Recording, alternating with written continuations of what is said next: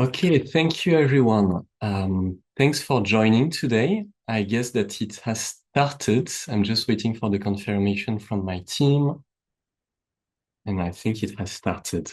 So you can hear me. We are very happy to have you today. That's a fantastic opportunity for us to meet with you and to present the work of Karuna. So thank you so much for joining. We are very grateful because, as you know, it's a very special year for Karuna. We are currently celebrating our 25th anniversary. So that's a very symbolic period for the organization. And this is why we have decided to organize this small catch-up with the team so that you can meet some voices and some faces from the team. And we are very excited also to hear from you, to hear from your questions and more. And the time I discuss, I see that more and more people are getting connected to us. So what we can do is that maybe we'll wait for a few seconds. The team asked me to make some jokes while waiting, but I'm pretty bad at it. So we'll just wait in a silent mode. Okay, I see that some people are still getting connected. And that's also amazing because we gather like people from all around the world, from Europe, as well as from the United States and from Asia. And we might start now with a small meditation.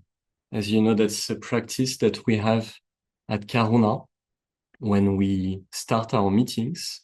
That's an internal tool that we use on a regular basis. So I invite everyone, if you're comfortable with this, to sit comfortably. Maybe you can put your back straight and maybe pay attention to the physical sensations of your feet on the floor.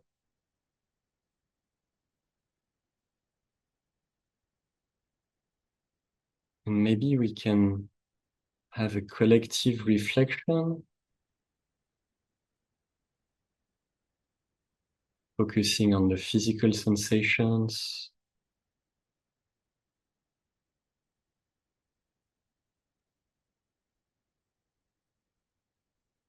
Maybe we can wonder, how do we feel today?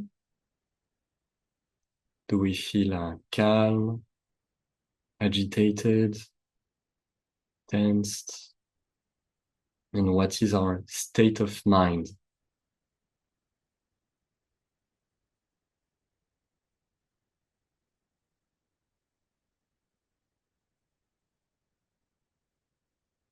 Maybe we can try to connect the state of mind with some physical sensations. Maybe or maybe not. And try to live the present moment.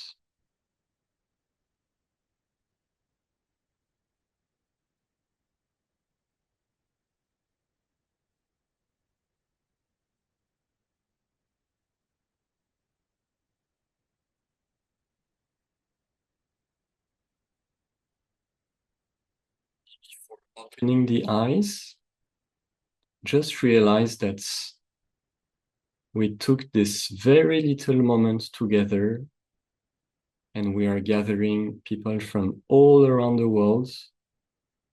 And that's a very fantastic thing to realize, that we are meditating with people in the US, in Asia, in Europe at the same time.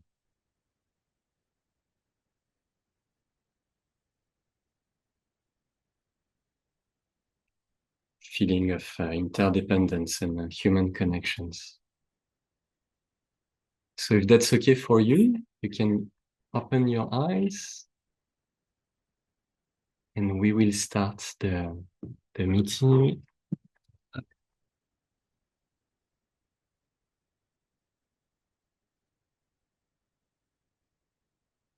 So, thank you so much for joining. As I mentioned earlier, it's a very special moment for Karuna as we are celebrating our 25th anniversary. And as you know, Karuna was founded by Mathieu Ricard. He's the I think you all know Mathieu. No need to present his work and his life. As you know, he's the main inspiration for the team, and he was unable to join today because he's currently in Bhutan and he's attending some Buddhist teachings with Rajan Rinpoche from the Shechen monastery. But Mathieu wanted to, because we have spent some time with Mathieu at the beginning of the month. We had a seminar in France, and he took the time to record a video to express himself and send you a message of gratitude. Dear friends, I'm so sorry not to be with you today in person, but I'm with you from my heart. I speak from the remote kingdom of Bhutan in Asia, and this year we celebrate with you 25 years of activity of Karuna-Shechen. Everything has been possible through your support, to your sympathy, to your commitment, and we try all we can to translate your support into really alleviating physical and mental suffering and bringing some well-being, dignity, autonomy to the people we help. So thank you for being part of the Karuna family. I hope we can continue to do wonderful things together. So thank you from the depth of my heart. Thank you. And Wendy, I now give you the talking stick. Thank you so much. Good morning, everyone. I'm glad you can be here with us. Namaste. I'm Wendy Warnham, and I'm the president of Karuna's USA branch. And I'd like to introduce my colleagues, Quentin, who is the CEO of Karuna-Shechen, Javan, who is the program director, and Sunita, who is the executive director of Karuna's programs in Nepal. So we are very glad to see you here today. And just a few technical considerations. There is a Q&A chat, and some of your questions may be addressed during the course of our discussion, but most of them will be answered at the end in a dedicated time towards the end. So just to invite you to learn a little more about Karuna. As Quentin mentioned, this was started 25 years ago by Mathieu Ricard as an NGO inspired by Buddhist principles. And he has been motivated, this was motivated to address the health and agricultural needs and economic needs of disadvantaged populations in various areas of Nepal and India. The first sort of efforts were in Bodh Gaya, which is in Nepal, and in and also in Bodhnath. I'm sorry, Bodhnath, which is in Nepal, and Bodh Gaya, which is in India. And from the beginning, Matthew went to Tibet, and there are programs that are currently in place there as well.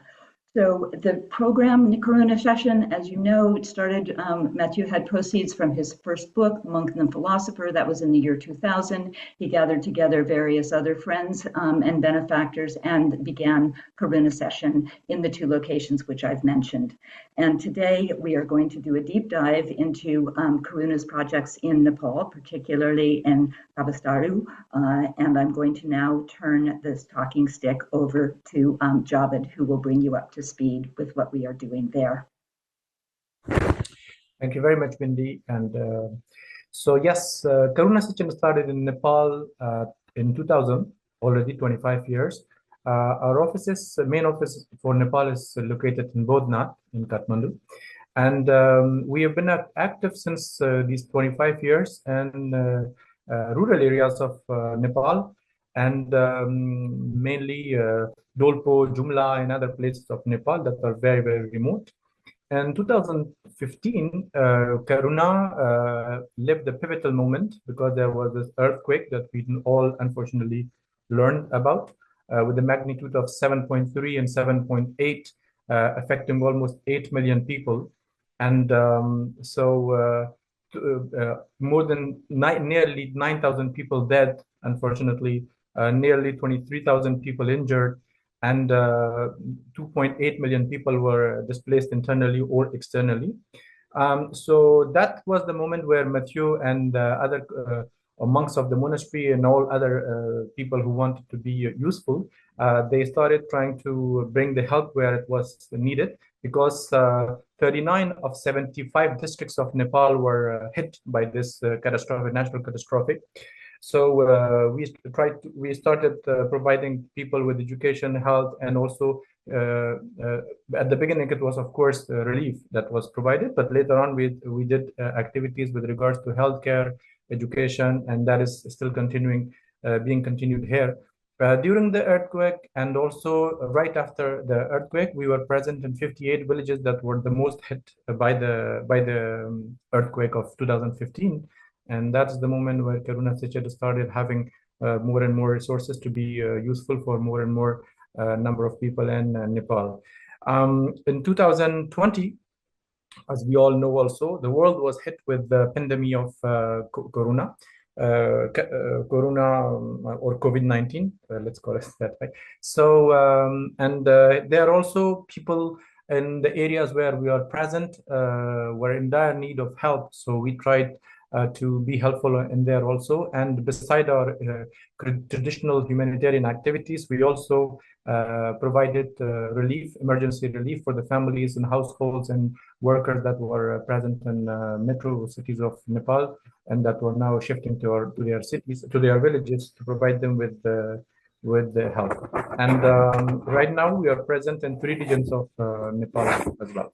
Now I'm giving the talking stick to Sunita to go a little bit more in depth into the discussions. Sunita. Thank you so much, Javed. And namaste, everyone. So you all must be aware of the statistical data about Nepal, its poverty, and the situation that people living are facing over there. But I will just like to highlight a few things and what Karuna is trying to intervene with these situations. For example, if we look into the census, it says like 30 million people are living in Nepal, but in real, it's not like that. Like more than 50% of the populations are either going for seasonal migrations or young people going for studies and everything. So even half of the population is only living in Nepal. So this is a very critical situation that people are not living in Nepal. And if we go into the statistic, we can see like if we consider Human Development Index, we are on 145, which is like way below compared to the other developed countries. Where, like if we see the life expectancy, the average, it says 70 years, but the areas where Karuna is present, the life expectancy is not even 50. That kind of situation exists. And when we look into many other indicators like GDPs, in average, it shows, for example, not even 5,000, but the areas where we intervene, it's not even $500. So these are the facts which is present at the moment, and we have to accept this hard reality. And to address this, we as a team in Nepal, almost 50 as a regular staff and lots of volunteers, interns are trying to be with the community and help them with to get out of this vicious circle of poverty. And to look further, like how we intervene, I would like to request Javed to brief about, and if needed, I will join him. Over to you, Javed. Thank you, Sunita. So our philosophy or our vision is to be helpful to reduce poverty, alleviate suffering and poverty, and also empower the local communities to empower themselves and take care of themselves. So, and this is something that we are really keen to do in partnership with the people wherever we are present. Our strategy is to partner with them actively so that we can provide them with the resources that they do not have locally and use the resources they do have locally, so that it can be a partnership that can uplift the residents of the areas where we are present. So there are a few points that are important for us as an NGO, as an organization of mature regard, that are active listening, because we believe that if we do not listen actively, deeply to the people and their concerns, their hopes, their inspirations, their aspirations, their wishes, we cannot understand their problems, and we cannot bring about solutions that are relevant for the problems of the area. That's why we really do pay attention to that, and place the active listening at the heart of our strategies, at the heart of our working methodologies. And this enables the people to come and see us and approach us, and whenever they have any challenges that are faced with, or if they have any solution, young people have solutions in their minds, and they come and approach us, and they are proposing those things to partner with them and do the work. So the other value that is very dear to our heart is cooperation, because we believe that Karuna-Shechen alone cannot do anything, or cannot achieve a sustainable future for the local communities. That's why we actively partner with the local communities, with the different stakeholders that are present in the areas where we are present, be it local communities, because as you may know, Nepal is a decentralized country, so you have different tiers of government, village level government, and then district level, and etc., etc. So we try to cooperate and partner with all of them, and also with the local communities representatives, various groups representing segments of the population, in order to achieve a sustainable development through cooperation.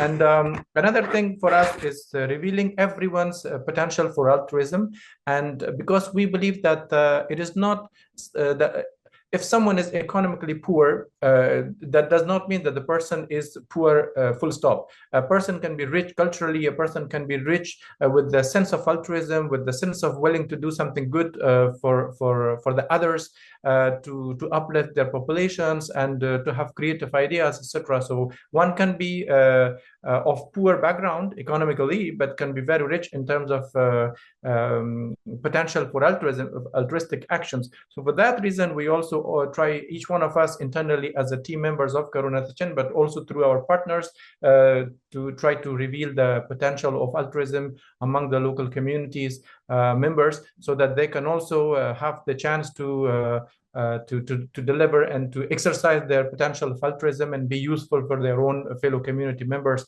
so that together we can achieve something that is greater than all of us combined. Yeah. So to add on what my colleague Javed has shared, I'd like to share a few examples. When he said, like, we listen to the community actively. 3 years before, when we were in one of our working area, Kapilvastu, a young adolescent girl came to meet us, because there were colleagues from France. And so their skin colors and their hair colors was different for her. So as many other curious adolescent girls, she came to meet us. And when we put a simple question, which school do you go? Then she started crying, because there were no school that was present, there was a school which has only up to class 5. And in Tarai, where a girl's education is not a priority, they are not sent to the school that are far from their village. So we listen to her heart, we listen to her tears. So now we are building school near to her village.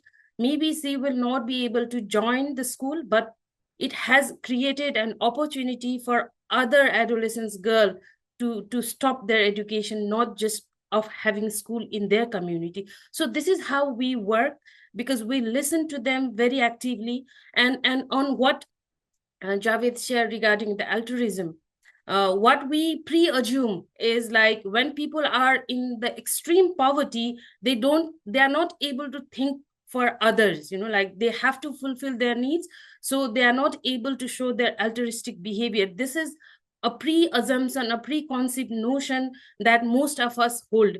But when we go to the community, then we give opportunity to discuss with them, like, because we cannot reach all the villages, we give them opportunity to choose the village. And with their generosity, with their altruistic feeling, what they do is like, okay, let's start the work from this village. Like they are not putting their needs at the priority. So this is how we work with the community, and we respect that altruistic feelings that exist in the community. And likewise, like in Kapilvastu, we started our intervention. It's been almost 3 years. And basically, how we are intervening there is like keeping women and children at the core. Like we are trying to support women. It's not that we exclude men and elderly or other person, but we are keeping them at the core of our development work. Thank you, Sunita. Just I would like to also add one word about Kapilvastu, the region that Sunita talked about. This is a region that is located on the frontier with India, and it's culturally, it is very similar to some parts of India. Because it's located in a plain area where you have roads and where you have other assets that are available, public assets are available, intuitively one is tempted to believe that this area might not need help. But when you dive deep inside the areas that are where we are now present, it's extremely poor, because when you the way we decided to go there is that we tried to analyze all the census and all the secondary and tertiary data that's available through the government of Nepal's various studies, census, and also a lot of UN agencies, World Bank, Asian Development Bank, and a lot of other people that are producing data. And each year, regularly, periodically, in in Nepal, the districts are being ranked as per their level of poverty. There are multiple indexes. So this area is really among the bottom list of the districts of Nepal in terms of poverty in health, education, any given topic, comparable with the situation of the provinces 6 and 7 that are located situated in the areas, far west areas of Nepal. And so that's the reason we went there. And the main challenges of this part is this area is, of course, poverty, and of course lack of access to basic health facilities, education, etc. But also a top challenge is that the area is extremely conservative from a social point of view, from a religious point of view, and doing humanitarian work there is extremely difficult, because for an NGO like us to do something, we have to first circumvent the other challenges that are related to conservatism. So yeah, that is a very challenging area. Thank you, Javed. It really reminds me of my personal field visits there. I remember the first time we came there, 2022, with Sunita and Javed. And I remember especially two people that we met. The first one was a man of 40 years old, coming from the Dalit community, who is currently one of our social motivators. But at that time, like, he told us that he got married at 8 years old. Yeah. So you can imagine the level of conservatism of these places, like being married at 8 years old. And the second person that I still remember is a young woman of 30 years old. She was already a grandmother, and she had never been to school, even for 1 year, even for a couple of days. And this situation, I had never seen this in my whole life, even in India, in very remote places we work in, or other places in Nepal. It was very particular. Yeah, and also, like even a basic necessity. For example, we cannot imagine a place of a family or a woman suffering not having toilet at their house. Like the household even don't have toilets. So they are openly defecating. And this has put lots of challenges, multiple, concurring challenges in that particular area. In addition to that, we were talking about the conservatism and the heavy weight of traditions. Sometimes, unfortunately, bad tradition is that when women go through their menstrual period, these communities are sending their women very, very far from the village, from their homes, or they do not want to touch, they do not want to eat out of their hand, they do not want to deal with them. And the same thing when pregnant women give birth. In some places, it is very common that the woman has to deliver the baby alone in a very, very remote area, sometime with the animals, in the stables there, and then deal with the baby and deal with her own health, and then like 10 days or 2 weeks later come and join the rest of the family. And whatever happens during these 10 days, it's basically she's left alone. And it's a lot of challenges. There's a lot of challenges. And also, like coming back to the toilets, when we first went to those villages, we noticed, like women are not drinking water, and the temperature there is like 45, 47 degrees. And when we deep dive into the situations, we got to know like it's a matter of shame to go openly defecation for the women. So just imagine a pregnant woman, a lactating woman, not eating properly, not drinking, just in a fear that they need to go and defecate in an open environment. So these kind of very strong cultural and poverty was present when we intervene in those areas.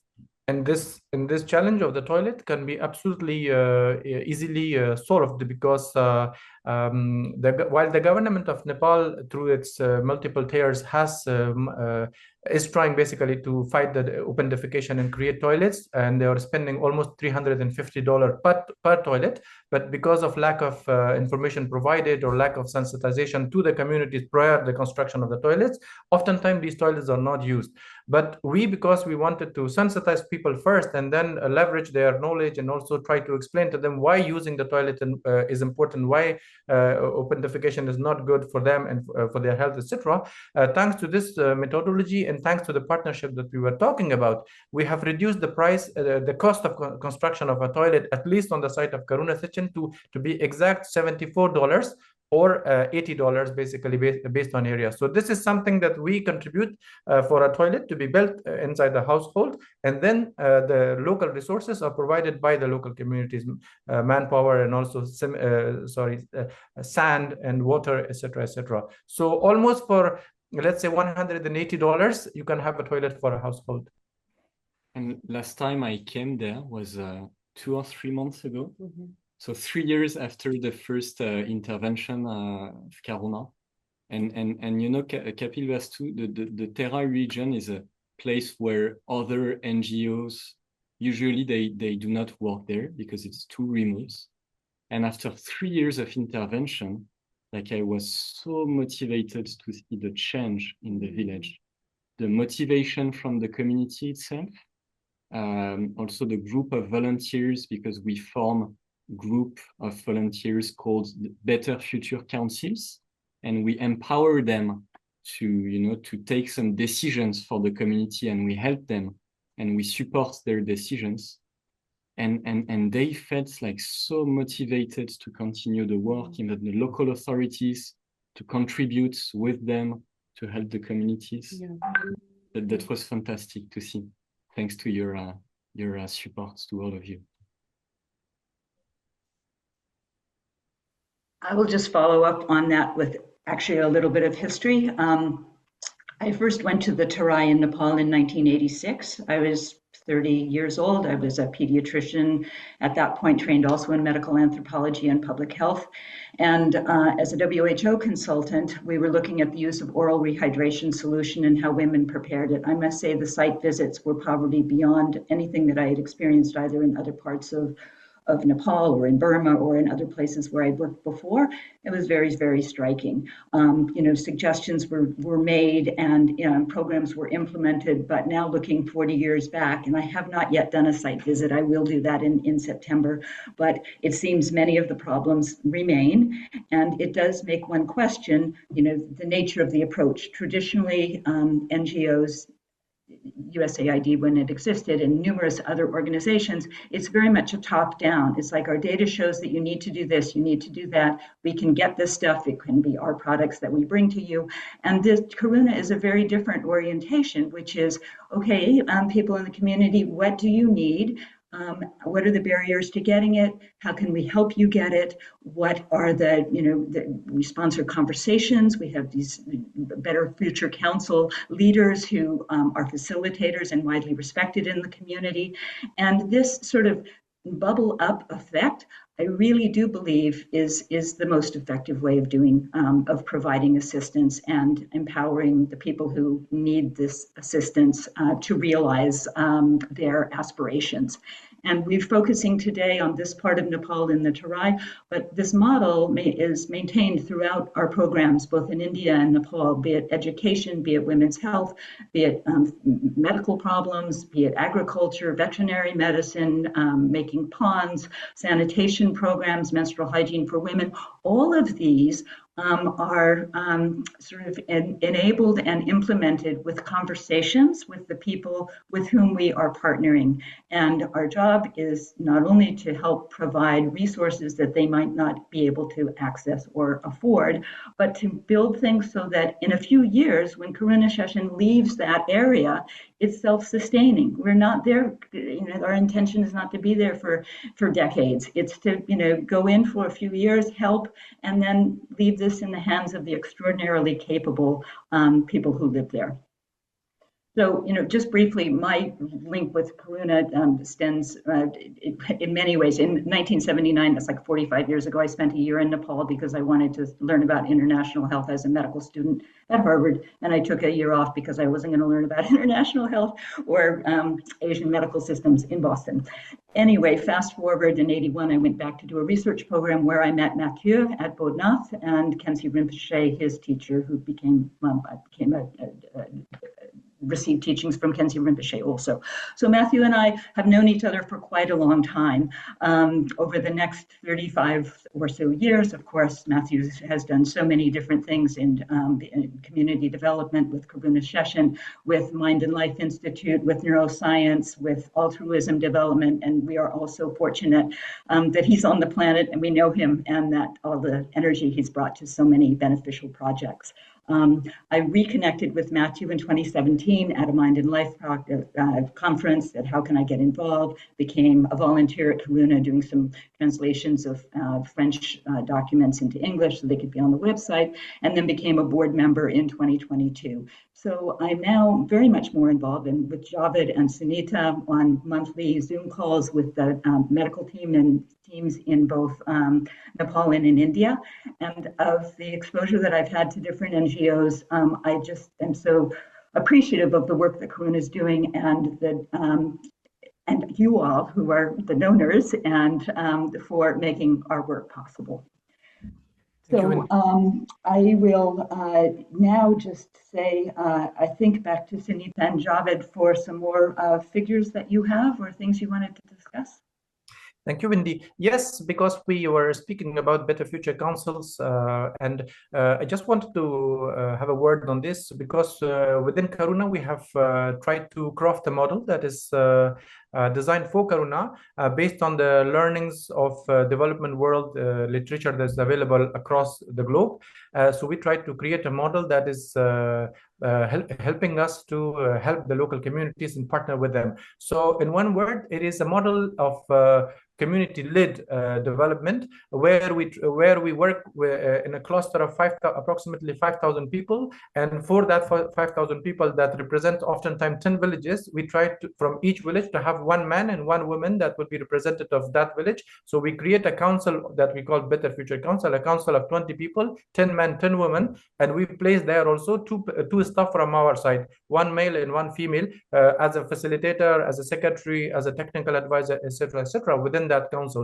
And the job of these 20 people representing the local communities and our colleagues' job is to make sure that the resources and challenges of a given area is analyzed properly, and then solutions are proposed, crafted and proposed, so that we can try to see what is within our manageable interest and what we can do. So this is intra Karuna. But as I was also saying, that we try also to partner with the local authorities and local communities representatives, and there also we have some very motivated people. For example, there is a woman that is a deputy mayor of one of the rural municipalities of Kapilvastu, who was working for an NGO. She was an activist in education and other women and children health programs. So that's how basically she wanted to scale up her services towards her fellow community members. So she got elected as a deputy mayor, first time because of the quota that was available there for women to be elected, but because of her good work, she got re-elected this time based on her merit. And we are very, very happy to partner with her. And she was telling us one anecdote that she had when she was an activist, and then when she became deputy mayor. There was a birth center that was built somewhere where people, pregnant women from the rural places were coming and staying there for the 2-3 days before giving birth. And there was no light around that building, from the main building to the toilet. That was like, let's say, 50 meters or 100 meters far from the building. So the pregnant woman, 9-month pregnant woman, had to walk in the dark night, go to the toilet that was located 100 meters without light. But the men that were having their hands on the resources, they were voting in the same time in that council where she was attendant, the funds to create lights for the roads that were basically leading to some places. And that lady told us that she got so frustrated with that situation where the men were deciding to create projects or fund projects for the benefit of the men. And she used even the word drunk man, because she was saying that the drunk men on the motorbikes, they wanted to have light so that they don't fall on the road. So she basically used her activism as a tool, and she forced almost the council to vote for the budget so that they can create light between the birthing center and the toilet where the pregnant woman can go and deliver their children, basically. Thank you, Javed, for sharing these things. Yeah, with this, like we are trying to cultivate hope among the community in Kapilvastu, where we are working with the community and trying to bring positive changes in their life. And obviously, Kapilvastu is one of our areas of intervention. We also work in other places in Nepal, in the Ruby Valley and in Sinduli, and also in India, where we work in Bihar, so where Bodh Gaya is located, but also in Jharkhand, in the south of Bihar. And 2 or 3 years ago, we opened intervention in Darjeeling. So these are the places where we work now, in India, Nepal, and obviously in Tibet. And maybe, Javed, you'd like to say a few words about the global figures of intervention? Yes. So each year we try to accompany or serve nearly 500,000 people through various activities, small or large.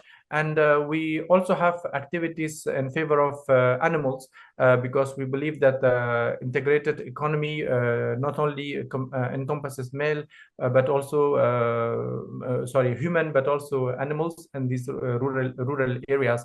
So this in 2024 we were blessed to go way above that. As Constance was saying, we are present in 7 intervention areas in both countries, and we currently have 242 employees and 183 volunteers, and the organization is supported by almost 4,000 people that are enabling us to do our job in these seven locations. And also, I wanted to say a few words, about the financial summary in 2024. So the overall expenditure of Karuna is approximately 3.8 millions of US dollars. 43% of the budget is granted to the missions in India, 24% in Nepal, 4% in Tibet. So as you can see, if you are a long-time supporters of Karuna, the budget of our missions in Tibet is decreasing because of the political situations, and it's getting harder and harder to intervene there. So this is why the budget is increasing in Nepal and India. And also we have other countries that we support on a very punctual and very occasional basis, as well as advocacy missions, and also the communication and fundraising costs plus the admin costs. Together, they represent nearly 17% of our expenditures, which is in the low average of the NGO sector. And we dedicate really lots of efforts to reduce and to have to be very efficient and effective in the way we spend these grants. So this year, as I mentioned at the beginning of the presentation, it's our 25th anniversary. It's very symbolic for us to pass this period, and we are so happy to reach this point. Thanks to you, thanks to your support, and so we wanted to rejoice and to celebrate with you this very important time for Karuna. It's also a time to reflect on the past and also on our future, to define together the vision of Karuna. And now really feel free to ask any questions that you might have in the chat, and we will be very happy to answer them. And I don't know if we already have one question or not. I'm reading the chat.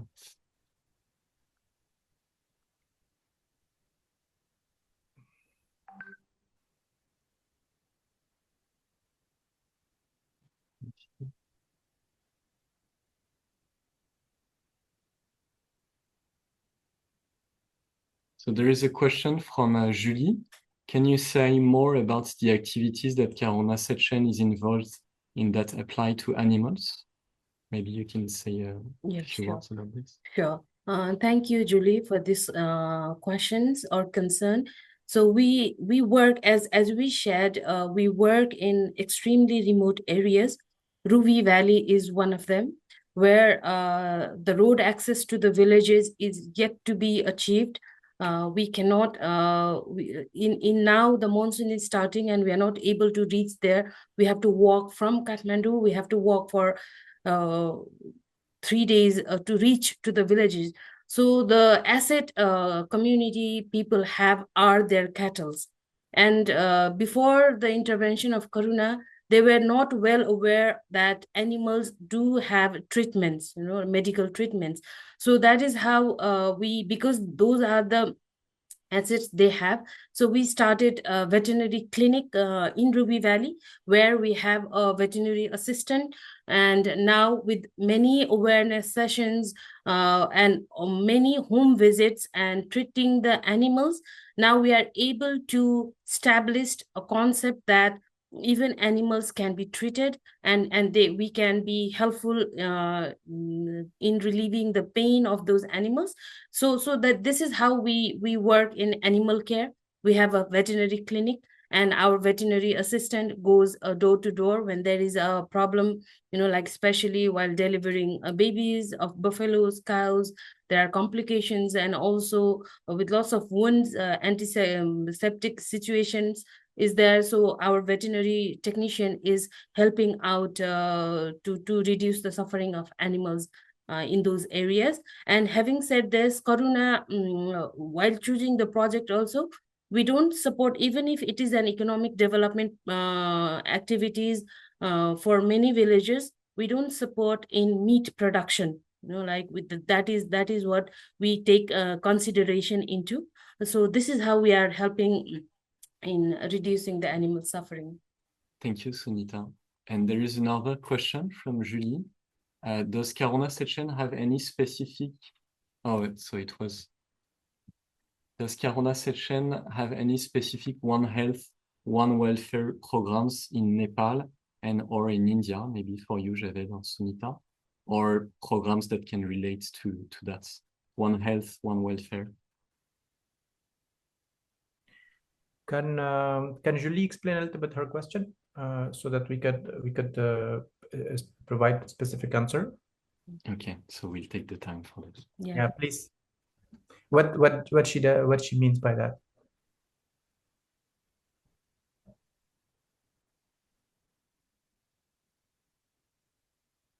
But maybe Javed, if you could present in India what we do with the OPD and the specialized medicine, so that we consider, you know, the spectrum of. Of course. So in Bihar, we have our office that is located in Bodh Gaya. In Bodh Gaya, we have a fixed clinic that is receiving approximately up to 200 people per day, and we have physicians that are present there, and we have nurses, and we have also a pharmacy that is open and available, sometimes free of cost, sometimes heavily subsidized. It's based on the capacity of the people. We don't want to do it for free for everyone, because we are convinced that when people contribute, even symbolically 1 rupee, they feel dignified, because they feel that they have paid for something, for the services. So that's why it is patient by patient situation that is analyzed by our colleagues, and then the patient is treated. So our OPT services are, as I was saying, basically visited by up to 200 people per day. And beside that, we also have physiotherapy. That is a concept that is very new, and in rural areas of India, because people were oftentimes discarding that and not paying attention to it.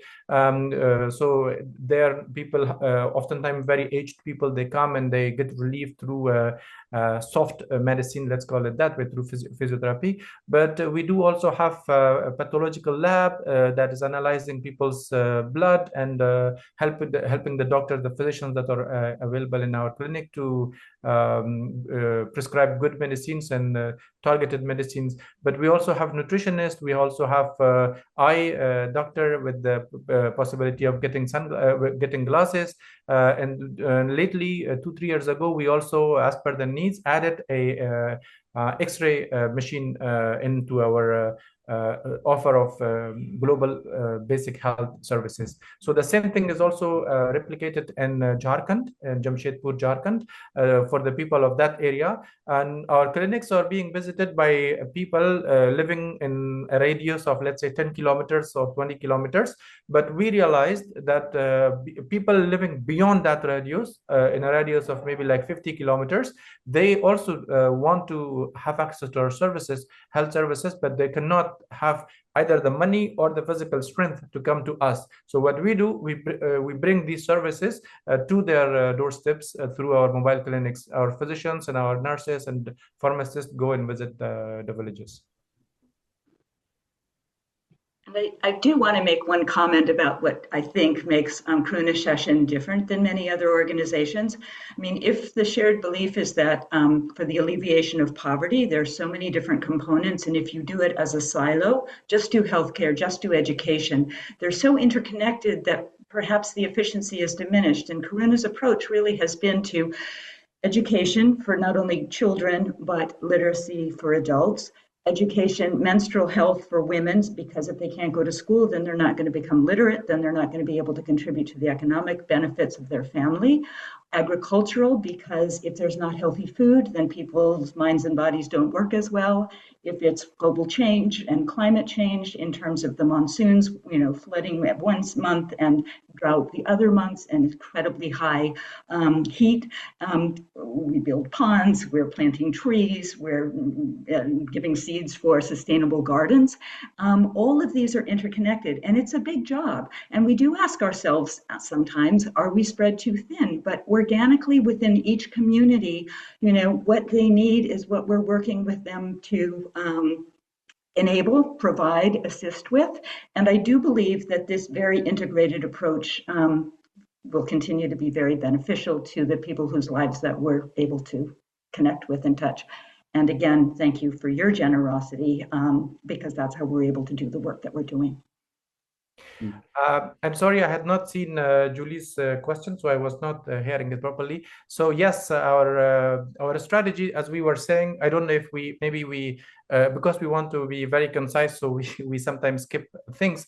Julie, we forgot to tell you also that our approach, global approach, is an integrated development approach. So it touches what you were referring to, one health and one welfare. Basically, we try to because we understand that the problems are complex and they're multi-layered, they have multi-layered nature and they are multidimensional. So our solutions are also, we try at least our very best to be multidimensional and multi-sectorial. So whenever we do activity, whenever we conceive activities, we try to conceive them in a way that are encompassing all the needs or in an integrated manner. So for the humans, for the animals, but also protecting the nature in order to not harm the nature, and from one side, and then from the other side to create a positive outcome for all the three, both the animal and humans and the nature. I hope that answers your question.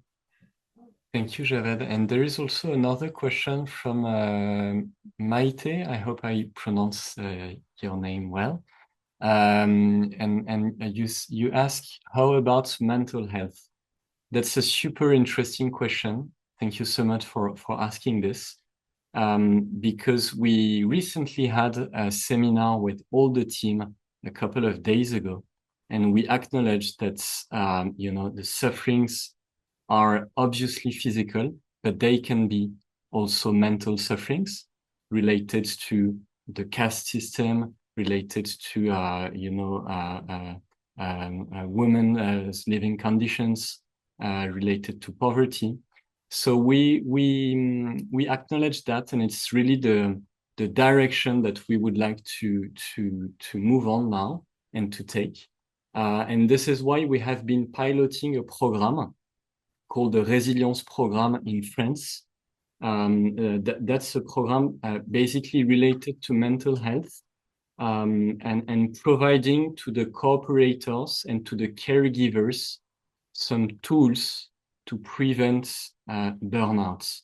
And we really, try to emphasize the fact that it's important to care about the cooperators, and it's important to give them the tools. So very concretely, these tools are related to emotional intelligence, as well as soft mindfulness tools, as well as talking circles, so that the caregivers can be empowered and prevented to prevent from burnouts and things like this.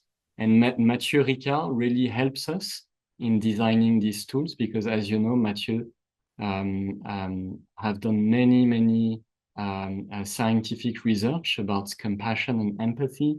What are the differences, and what are the and how it can be basically trained? How can we train compassion, and how can this be a tool to prevent mental sufferings? So maybe Wendy, if you'd like to close because I think we can move. Yes, I will, and I will just say one thing about mental health. I mean, the resilience program that's in France and in Luxembourg now, and in Switzerland, and helping the caregivers better nourish themselves, those who are on the front lines of emergency medicine, those who are therapists, those who are physicians, really important work, and that transcends different cultural beliefs, and it's just one more thing that Karuna is very involved with and very aware of.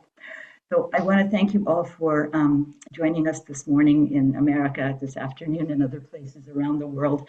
And if you have questions, you can continue to type them in. If you want to react to, was this helpful or not, do a thumbs up, a thumbs down, whatever, on the response modality.